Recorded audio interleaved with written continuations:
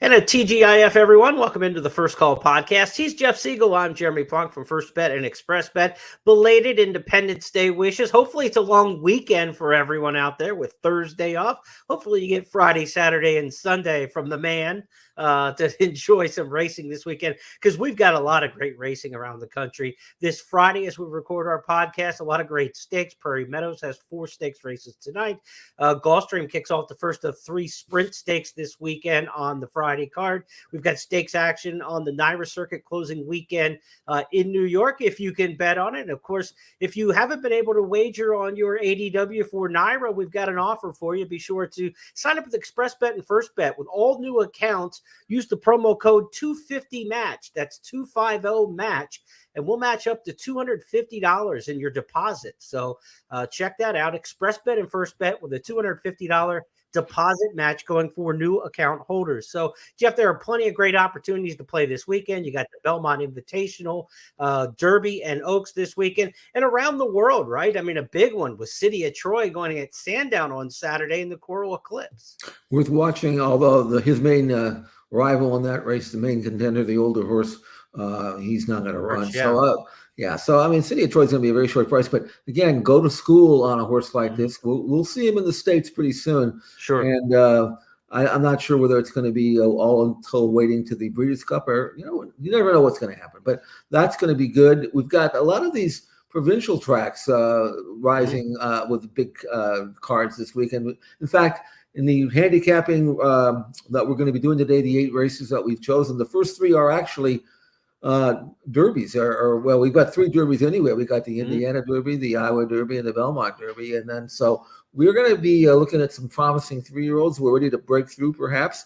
The Belmont program at Aqueduct is fantastic. Got a really good race here at Los Al that has Breeders' Cup implications, if you can believe that.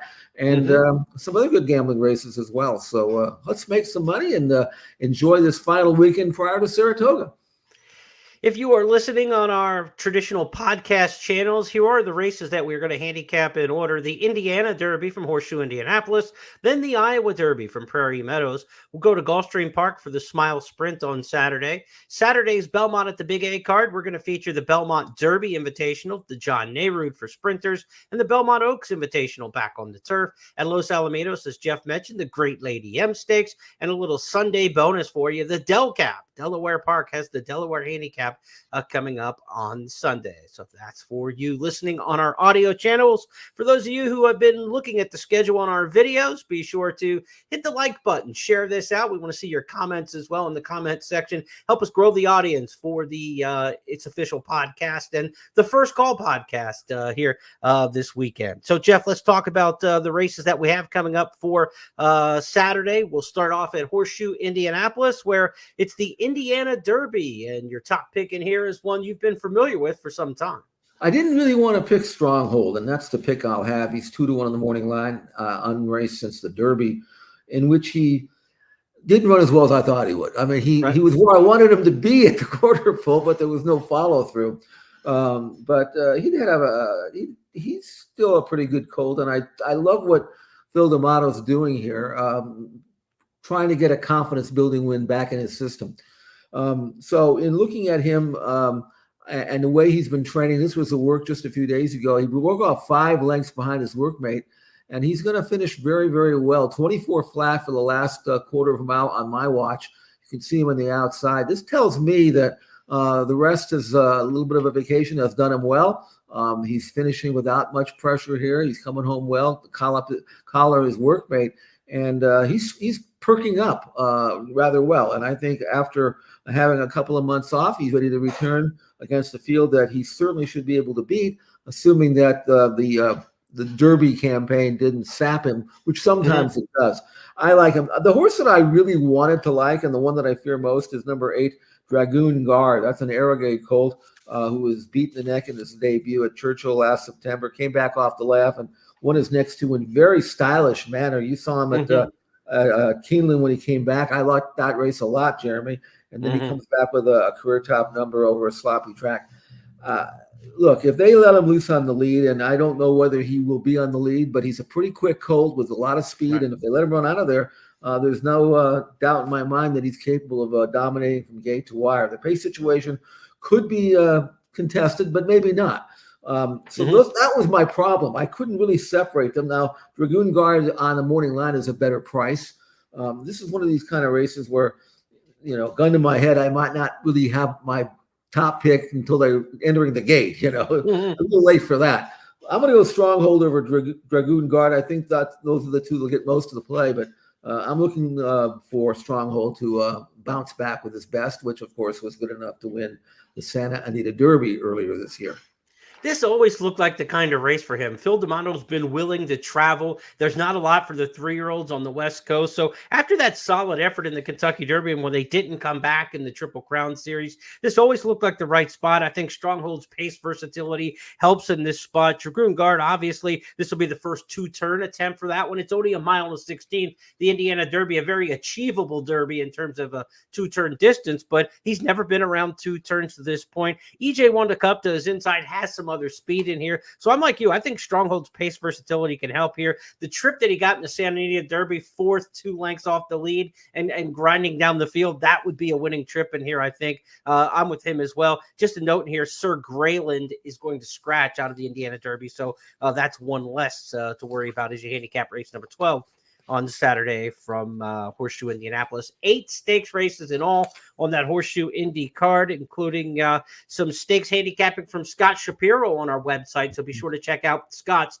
top plays for the Indianapolis card on Saturday, Indiana Derby Day in Shelbyville. Let's go to Prairie Meadows for the second of 2 big days in a row at Prairie Meadows. Friday night's card's got 4 stakes races, 4 more on Saturday. Saturday is the big one, though, the traditional 4th of July weekend at Prairie Meadows.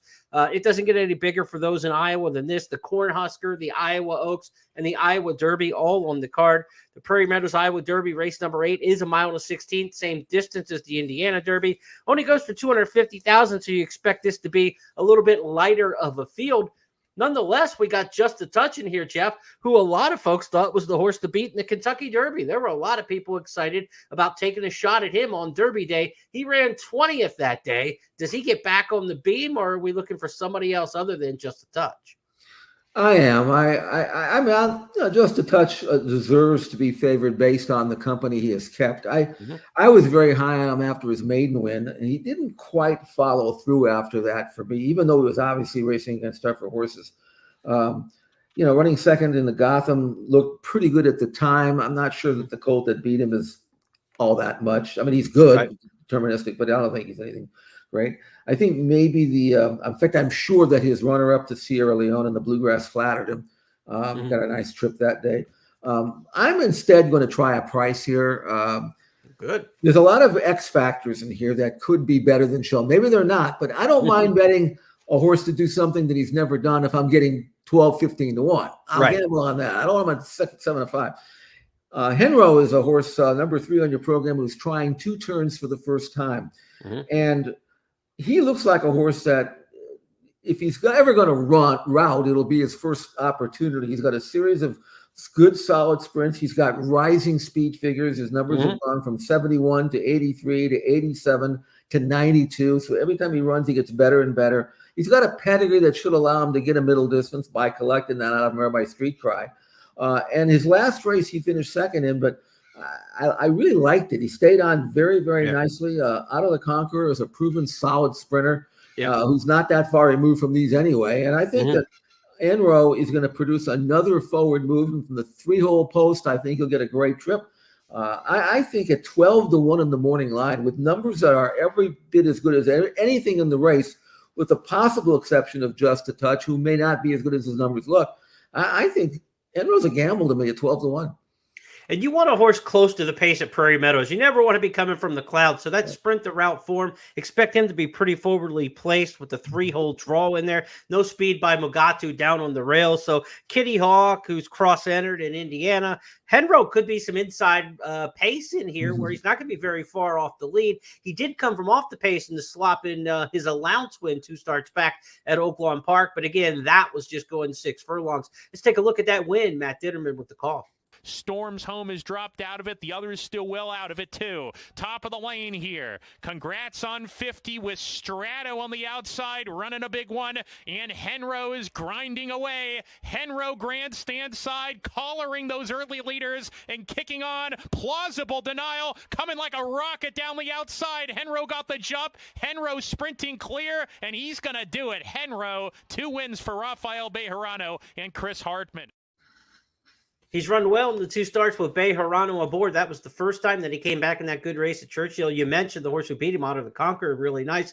Doncho, who ran 3rd in that race, is a really nice one for Michelle Lovell as well. So that was a good race. It was just a no condition allowance race, but that played a lot like a sprint stakes race around the country amongst these 3-year-olds. So good race that he's coming out of there. Jeff's top pick, Henro, in the Iowa Derby, race number 8 on Saturday night at Prairie Meadows. Let's shift our attention now southward to Gulfstream Park on Saturday, where it's the Smile Sprint. They used to run the Summit of Speed at Gulfstream Park and Calder formerly before that, and all the stakes races and the sprinters would be on the same card. They've kind of spread it out over 4th of July weekend. There's the carryback today, the Smile Sprint on Saturday, a 3rd stakes race on Sunday. You could get up to $10 back on our money back special with First Bet and Express Bet in all 3 of those Gulfstream Park Sprint stakes this weekend, including the Smile. That means if you make a win bet in those 3 stakes races, up to $10 refunded back into your account if your win bet finishes 2nd or 3rd. Jeff's going to give you the winner, though, so you don't need that insurance. So let's go to the Smile Sprint, race number 9 on Saturday. Named for the 1986 Breeders' Cup Sprint winner, Scotty Schulhofer trained that one. Went back and looked at the record of Smile this morning.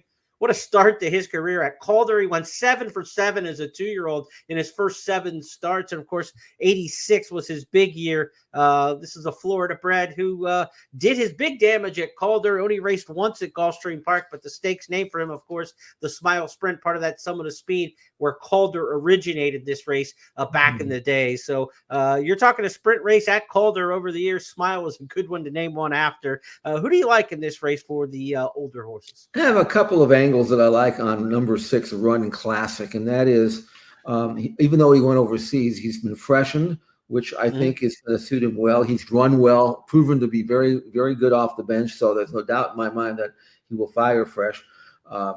He's coming back. He's only had 1 prior start at Gulfstream Park. It was a stakes race, Gulfstream Park Sprint Championship, at this distance on this track that produced a career top number. So I've read quotes from the trainer. It says he's training great, which is, you can believe it if you want to. It's better than saying, I don't think he's ready. Right. Jose D'Angelo is talking like he's got him spot on. So I think that Run Classic is going to run well. He's got a good style where he can lay close to the pace, but if he's in the mid-pack, that's okay, because he does do his best running from the quarter pole home. And at this distance, if he wants to settle it behind the leaders, that's fine, and punch it in. And if he were to run back to his last race in the States, not the Dubai race, but his last race in the States, which was back in February on this track at this distance, I think Run Classic gets back on winning track, and I think he'll be tough to beat. Let's go back and take a look at that race from February. It was the Gulfstream Park Sprint. There's a 1/4 mile left to go, and now it's Dean Delivers who's tightened up as the Candyman looms large. Candyman Rocket is up to challenge for control toward the inside, long range Toddy. Down the center, Run Classic with a good-looking kick. Here comes Castellano on Run Classic, charging hard, and Run Classic is swept by them all. Run Classic with a display of big-time late speed. He wins the Gulfstream Park Sprint by 3 in the end. You know, Jeff, he's not the only one coming back from a race overseas. Coming out of that same race, the Dubai Golden Shaheen, the Sibelius, a horse who has had some success in the States, had some success overseas, obviously 2 for 2 at Gulfstream. But this horse did not, Sibelius last year, did not come back well from the Dubai trip after winning the Golden Shaheen. Took several starts to kind of get back into form. This is one that I've got to see in a form cycle. If this repeats, this is a short price horse that I'd be willing to take a stand against. We know Sibelius is obviously very talented, but at age 6 now, coming off that same, disappointing return last summer, I'd make him beat me at a short price. I would too, and he is 2 for 2 at Gulfstream Park, which is a major positive. He wins races 9 for 25. But for the reasons you mentioned, I'm much more confident, regardless of who do you think is better of the two. But I'm much more confident that Run Classic is going to fire his best shot as opposed to Sebelius for the reasons you mentioned. So I think those are the two that outclass the field. Octane, if he were to run back to his last race, would be tough. But now he's trying to do it at 6 furlongs.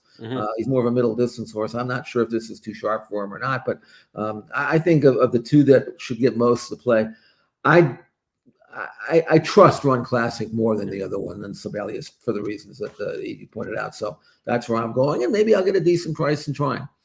For more on the Smile Sprint and that Saturday card at Gulfstream, be sure to check back this weekend for Eddie Olczyk's hat trick. He'll have a video this weekend for his top 3 plays on Saturday at Gulfstream, including the Smile Sprint. So check for that on social media channels and also at firstbetnews.first.com and at expressbet.com in our blog section. All right, so let's go from Gulfstream Park to Belmont at the Big A. Saturday's card, the big one has 4 stakes races. We use big to talk about the purses and the prestige of these races and the grades, but not the field sizes. Very short fields on Saturday at Belmont at the Big A for these major stakes races, including the Dwyer, which drew just 4 runners and got pushed up to race number 2 on the card. We're not going to handicap the 4-horse Dwyer, but we don't have big fields to talk about in the other stakes races as well, Jeff. This might be a situation that you're too darn close to Saratoga. A lot of people are waiting for Saratoga. You kind of get some of that, like, where people are waiting for Del Mar, and you get to the end of the Santa Anita meet or the meet at Los Alamitos, where people say, let's just take a pass and wait for the big boutique meet.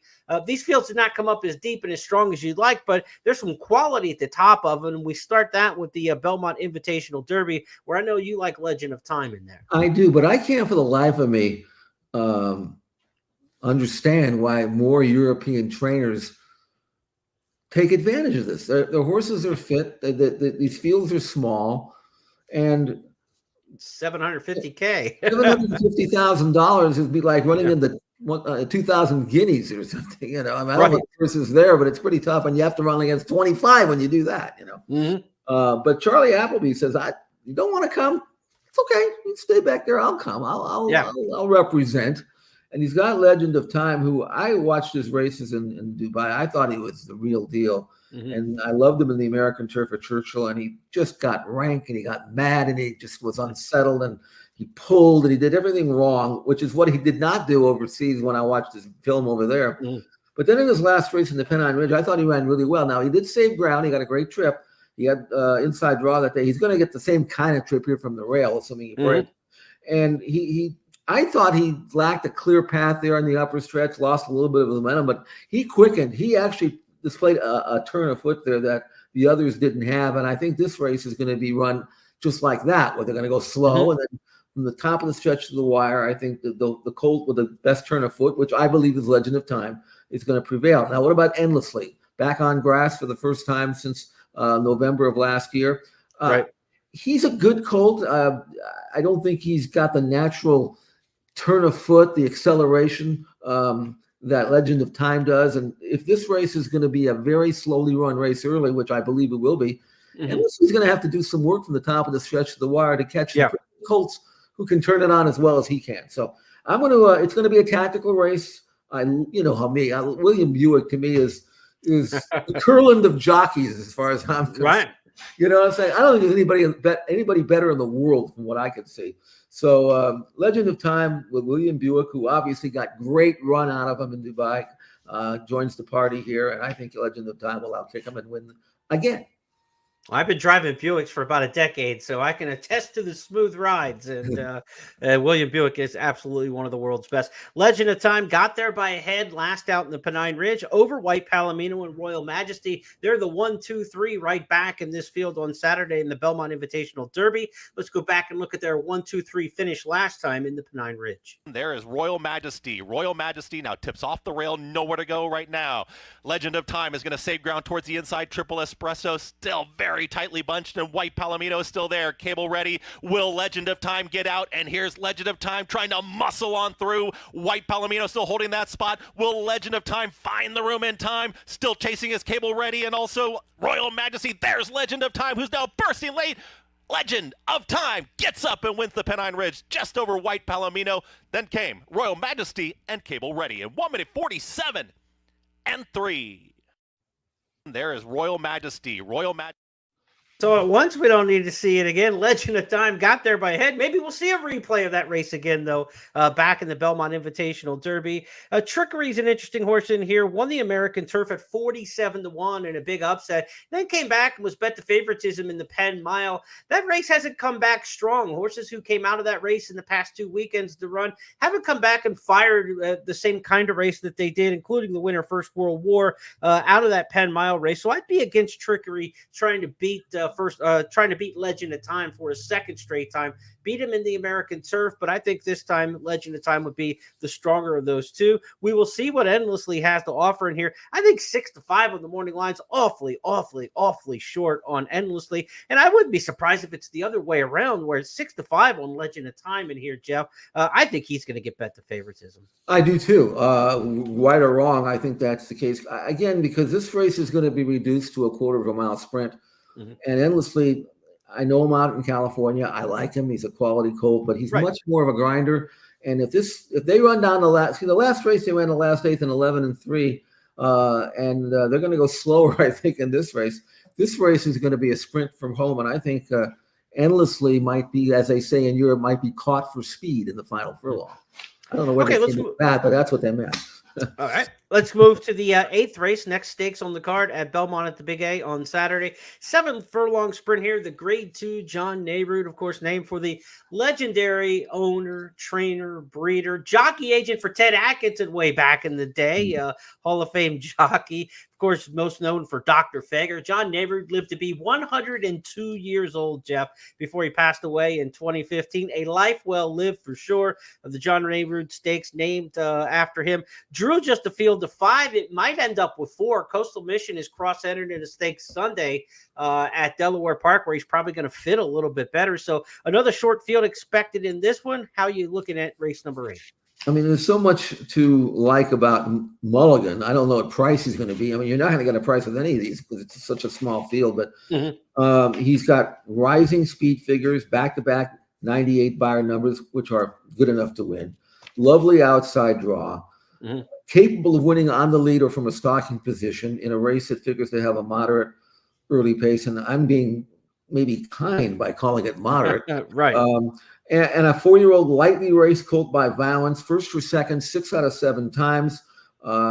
He's just a really, really nice, developing, maturing, improving colt who actually has a pedigree that should allow him to go a mile. And I think eventually they'll let him have that opportunity. But why not keep winning these kinds of races when they're hanging on $200,000 in a Grade 2? So even though he hasn't won yet a stakes, his numbers are so far superior now than they have been.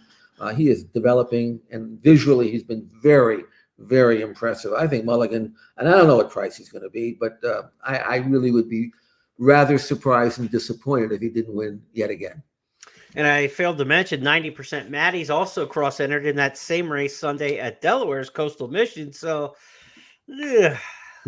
Hopefully, at least one of those two stays in this race for the sake of competitive balance. Ever So Mischievous might have a little pace, but has never made the lead. More of a presser in there. Mulligan should just absolutely control this. And with 7 furlongs, the long run to the turn, this is a beautiful setup. I mean, that's everything you can ask for, stepping up into a graded stakes for the first time. Prevalence in here is one of the more up and down runners we've seen over the years. When he's on, he's really on. When he's not, he can be pretty dull and poor, in fact, when he doesn't fire. Hard horse to trust, but you get Irad Ortiz back aboard. His 2 starts with Ortiz, the second place finish in the Maryland Sprint, where Super Chow got away from him that day, but he did win at Keeneland in impressive fashion with Irad 2 starts back.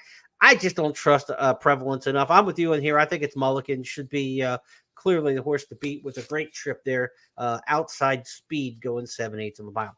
To the 9th we go, Belmont at the Big A on Sunday. We will get a bigger field size to deal with in this one. It is the Grade 1 Belmont Oaks Invitational. Field of 9, good betting race in here. Nobody cross-entered, and we've got that international influence that you've been asking for, Jeff. You got Fun with Flags coming in from France. You got Secret Satire coming in from England, and then Cinderella's Dream also coming in from Great Britain. So a good international cast for this one. This is a legitimate grade 1 race. I mean, legitimate. There's some outstanding runners in here. I had watched all of Cinderella's Dreams races prior to her arrival here. If you look at her form, you'll notice that she was undefeated going into the Guineas. And she hadn't really beaten that great a group prior to that. She got tested. And even though she finished 7th in that race, she was only beaten 4 lengths. Superior competition in that race. By all rights, this is the kind of race that Charlie Appleby probably, when he decided to come here, thought, well, I can win a race like this with a filly like this. Mm-hmm. And I don't think that was, I think that was a fairly accurate assessment of Charlie's until such time as he opens the form up and see that She Feels Pretty's in this race. And She Feels Pretty, I didn't do this until part of this race. I had watched the Breeders' Cup Juvenile Fillies Turf last year a number of times, but I never really realized how well She Feels Pretty ran in that race. She should be all right. She should be undefeated going into this race. In that race, 2 races back, the race that Hard to Justify won and Porta Fortuna was second, and She Feels Pretty had a very outside post that day. 9 pole. She never got over. She was 4 to 5 wide without any cover at every step of the way, put away all the speed, hit the front close home, got nailed right on the money. I mean, she deserves so much better. They put her away after that. They bring her back in a confidence building win at Pimlico. Just absolutely toys with the field without even taking a deep breath. Earned a career top number in the process. And since then, the filly who split her in the Breeders' Cup Juvenile Fillies Turf, Porta Fortuna, all she did was come back and run so well, not once but twice in the Guineas, and then she was second that day, and then she comes with the Royal Ascot and wins the coronation and just gallops, So I mean, so there's nothing for She Feels Pretty to be to prove other than that really she should be undefeated, and she's got maybe a little bit more tactical speed than Cinderella's Dream does. If Cinderella's Dream comes over here and beats She Feels Pretty, she will have earned every bit of that grade 1 $500,000 purse, because She Feels Pretty is a superior grass 3-year-old filly, one that I predict will be able to act with the older fillies and mares in her division in the fall and be a major player in the Breeders' Cup, assuming that she can go 1.25 miles, which she'll have to do on Breeders' Cup Day, or I think it's a mile and an eighth. I can't remember what they do. At Delmar, I'm not really sure how far they have to run yet. But She Feels Pretty. The bottom line is this: fantastic filly. And she was on her game at Pimlico, just like you said, just kind of let out a little bit at the end and went on with it. Everything Cherie DeVoe won with at Pimlico came back and ran well at Churchill a week or so ago on the Stephen Foster weekend. So I would expect she holds her form from this race that she won last time out. Let's go back to the Hilltop Stakes at Pimlico. Now they begin to bunch up just a little bit in behind horses. Is Royal Winter just shuffle back a little bit there. In the meantime, She Feels Pretty is out in the clear around the turn, is now over near the inside, now in between horses as they reach to the top of the stretch, and she's got a clear seam to run through. She Feels Pretty at the 3/16 pole. She Feels Pretty. She Feels Pretty is asked to kick for the final furlong, and big kick she gives. She Feels Pretty in front from Just Better, opening up 4. Waves of Mischief into third. She Feels Pretty. She's pretty good in the Hilltop Stakes under John Velasquez.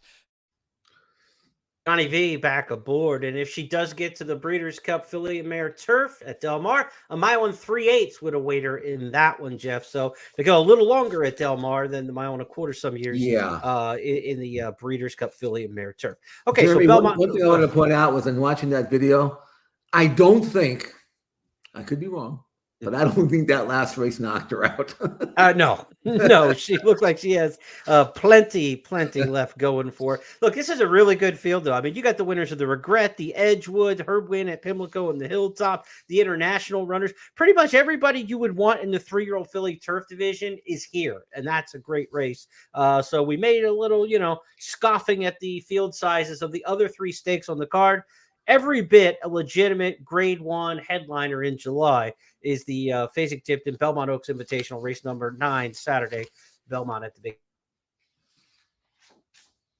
A. Okay, so let's switch gears now and go out to Los Alamitos on Saturday, where it's the Great Lady M Stakes feature race there, grade 2, 6.5 furlongs. This is in the Breeders' Cup Filly and Mare Sprint Division.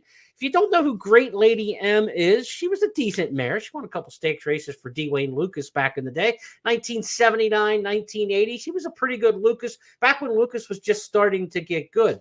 But she's more famous as a broodmare because her first daughter was none other than Lady Secret, foaled in Oklahoma and becoming the 1986 Horse of the Year. So the Great Lady M Stakes, named for the dam of Lady Secret. That's why she's got a race in her name. Not for what she did on the track, though. She did win a couple minor stakes races sprinting. So you've got her in the right spot, sprinting here, the Great Lady M. She was a very, very high-class gray mare, and I think there's similarities between her, although obviously she's not as well accomplished quite yet, with Sweet Azteca, gray filly, who is a filly who can sprint or route. She's only had the 4 starts.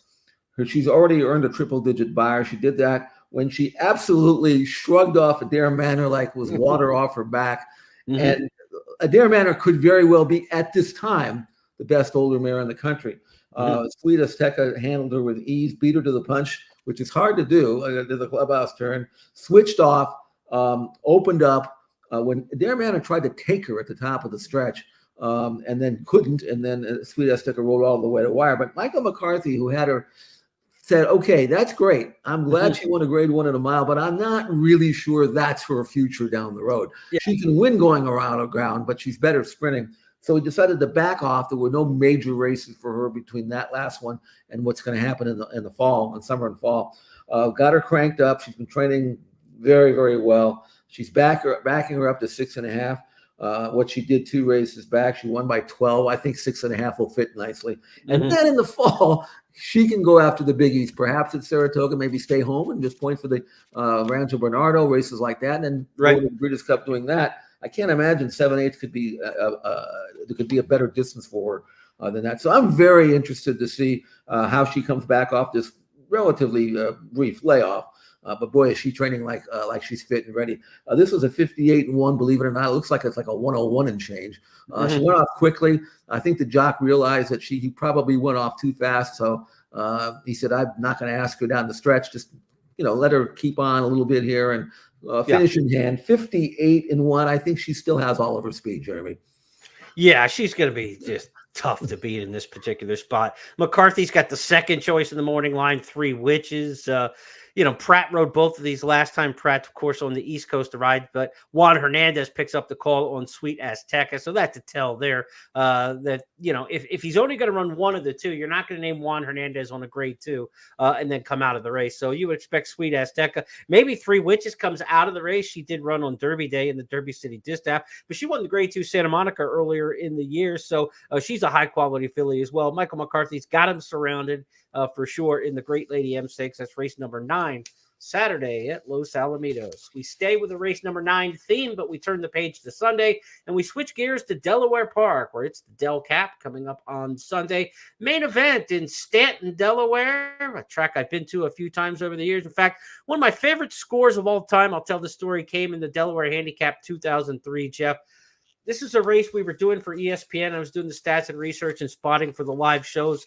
And when there's a race going on that we're working, I try not to bet too many things during the day. I try to limit my bets so that I can follow what the heck's going on and stay loose. That year's Delaware Handicap had Take Charge Lady in there, Summer Colony, Wild Spirit for Bobby Frankel. And I was absolutely convinced Wild Spirit would win. And there was no doubt in my mind that Take Charge Lady was going to run second in there. So I liked the local horse from Maryland named Shiny Sheet for trainer Charlie Hadry. And I just said, this is a cold trifecta. It was only an 8-horse field. I usually don't like to bet tries in shorter fields, but again, we're working. So I just played $100 cold trifecta with those 3 horses. And I thought this thing will probably pay like $24 if it comes in.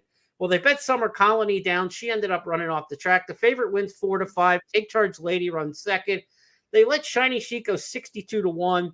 The try ended up paying $103 for $1. So I walked out of there with $10K while I was working. And I was absolutely stunned at the return. One of those, you always look at a tote board and you say, boy, I didn't get what I deserved. And how many times have we said that over the course of your betting career? That race, 21 years ago now, I got more than I deserved, and I never forgot it. And back in that day, I mean, that's a nice score any day of the year when you're handicapping. But back in that time in 2003, that was like a summer maker for me. Well, rumor has it, although I don't quite believe it, that after you hit that try as a spotter, you still had some duties left before the end of the telecast, and you said, "Do it yourself. I'm going to go cash." Well, we were off the air at that point, I'm sure, by the time we got the results in. But yeah, those were some fun times. Whenever you have a nice score like that and you're working on the air, you try, like I'm sitting like right next to the talent when it happens, so you just kind of try to bite your lip and not exclaim and make any loud shouts at that point. But I knew I had it, but I thought, like I said, it paid 4 or 5 times what I thought it was going to pay. So sometimes it works out for you. Will we have that kind of payout in this year's Delaware Handicap? We'll find out. Mile and 3/16. The Del Cap used to be a 1.25 miles. Last year they shortened it to a 1 3/16. I guess we're just getting soft in the world. We can't ask anybody to go a 1.25 miles in handicap ranks these days. We do have handicap conditions with this race.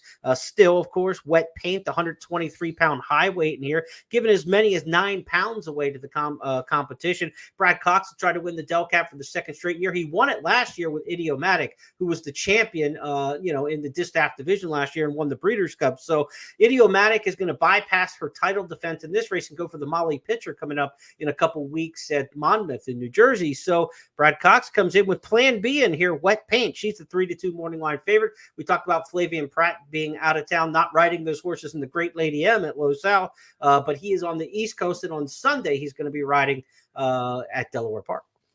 I hope he got a contract to pick up back the mount from Sweet Azteca down the road. He had to give up something. It can't be in 2 coasts on one day. And he had some live mounts for sure. He was like red hot yesterday, I believe, if I'm not mistaken. But he's got some live ones here. So that's why he is staying back east, although not riding in the Saturday Delaware Park. But he's got a live mount here for sure. And I think with wet paint, it's the favorite. Although she may be a suspect and vulnerable favorite, but I understand why she would be well played. But I went with a little bit of a better price, and I think you did too, Jeremy, with Morning Match. Who's coming out of a Morning Match, I should say. Who's coming out of a series of sprints. She should be sharp, stretching out again. She certainly can route. She's got numbers that would fit. She did not run well in this race last year. She was just, there are no idiomatics in this field. Let's put it that way. Right.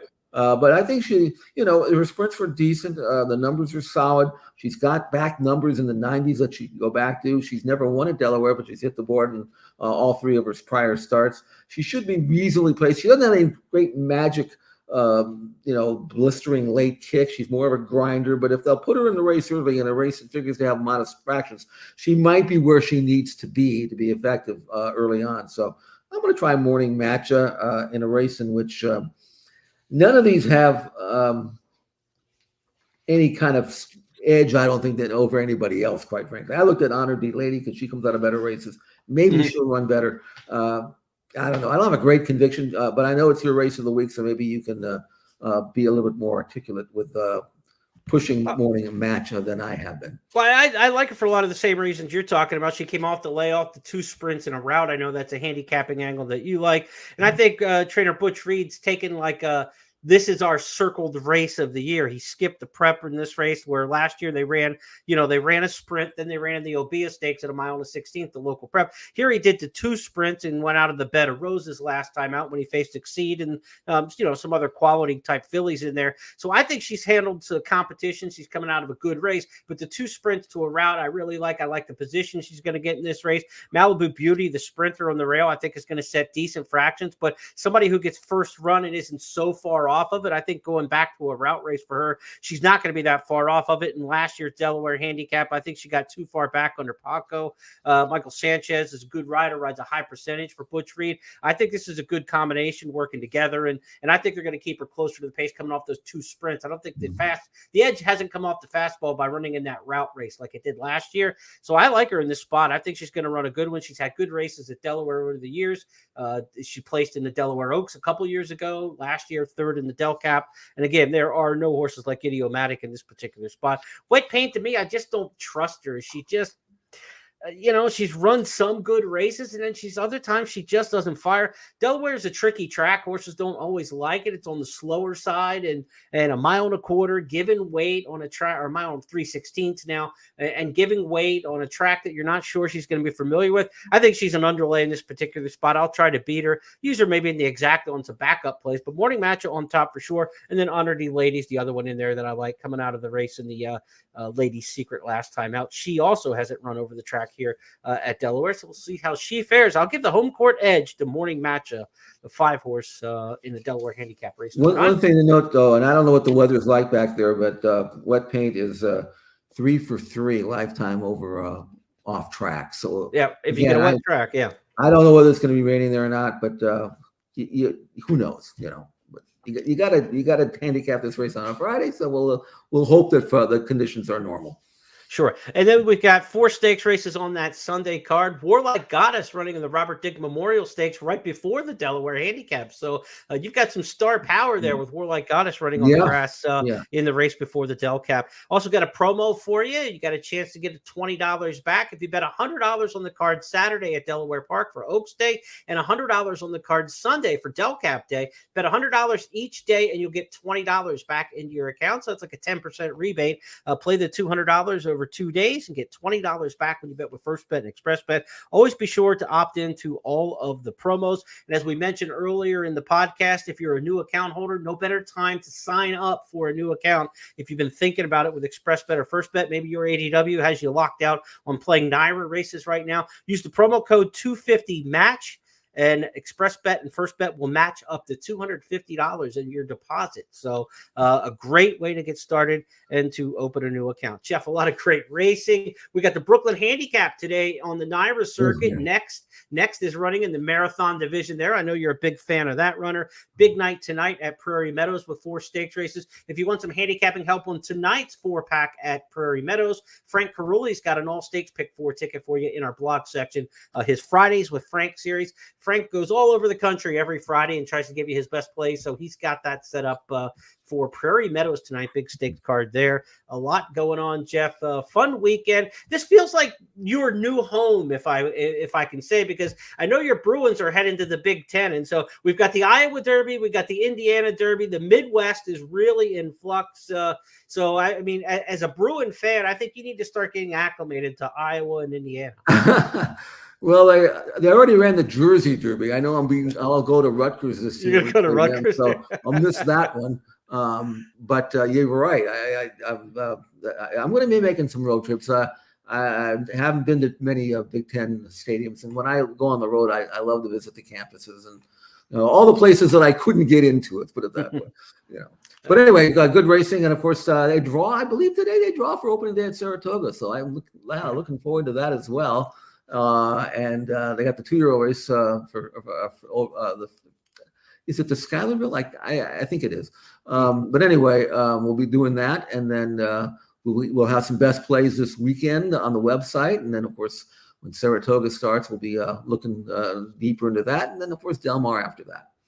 You've got some news about Del Mar. Do you want to tell the fans? You've got a new gig coming up. Yes, they hired me to be the morning line maker, and I only took the job to make sure that it didn't conflict with any of my Bruin games, because that's a non-starter, by the way. Or I guess this day and age you can do it from around the world if you got a computer. So it's going to be fun, challenging though. I mean, I know you've done this in the past. You'll be getting some of my phone calls, especially when the Breeders' Cup races start to come around, because I don't want to be made look stupid. I can do that pretty much on my own, but I need some backup here and some. What are you thinking when it comes to a price like that? So I've done it for newspapers, but newspaper morning lines don't have to balance. This one does, and I've been practicing. I know the horses. I can tell you that. Now we'll see if I can avoid getting burned with all this late money that comes in. Well, you might be patting yourself on the back with a minute to post, and then you look like a moron 3 minutes later. So anyway, it's fun. It's great to have a purpose to go out. Now I can go to Del Mar and not have to apologize for it. I work there. So there you go. And but also keeping very, very close tabs of what's going on around the country, and of course, certainly at Saratoga. With John White retiring, he was the morning line maker at Del Mar and Santa Anita, passing the baton to Jeff. It is in very good hands, so fans check that out when we get to Del Mar coming up in a couple of weeks. We'll be back with you on Tuesday when Jeff and I go for the It's Official podcast. We'll recap 5 hot topics from this weekend, and we've got a ton to get after and talk about, including City of Troy back on Saturday morning stateside. He'll be running in the Eclipse Stakes at Sandown, so be sure to check that one out with Express Bet and First Bet. You can watch and wager on all those international races with us each and every day. On behalf of everybody with First, my partner Jeff Siegel, I'm Jeremy Plonk. Have a great weekend. We'll talk to you Tuesday.